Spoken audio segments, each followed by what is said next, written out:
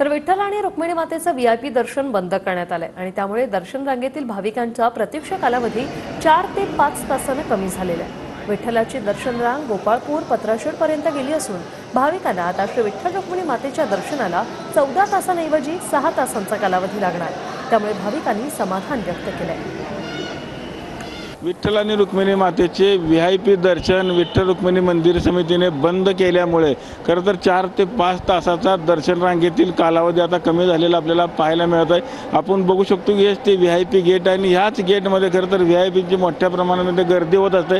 आता जर आपण बघितलं तर पूर्णपणे हे मोकळं पडलेलं आपल्याला पाहायला मिळत आहे। विठ्ठल दर्शनाची जी रांग आहे ते मंदिरापासून जवळपास 7 ते 8 किलोमीटर लांब गेलेली आपल्याला पाहायला मिळत आहे। त्यामुळे विठ्ठल दर्शनाचा जो कालावधी आहे तो भाविकांना खरं तर व्हीआयपी दर्शन सुरू असताना जवळपास 13 ते 14 तास लागत होते। मात्र आज जर आपण बघितलं तर मंदिर प्रशासनाने 2 दिवसापासून विठ्ठलाचं व्हीआयपी दर्शन बंद केल्यामुळे खरं तर भाविकांनी आता समाधान व्यक्त केलेलं आहे। अनेक जे भाविक आहेत ते दर्शन रांगेतून आता 4 ते 5 तासामध्येच खरं तर विठ्ठलाचं दर्शन त्यांना मिळत आहे। त्यामुळे अनेक भाविकांनी खरं तर मंदिर समितीचे आभार देखील मानलेले आहेत आणि समाधानही व्यक्त केलेलं। कॅमेरामन जगदीश डांगेसह रवी लवेकर, TV9 मराठी।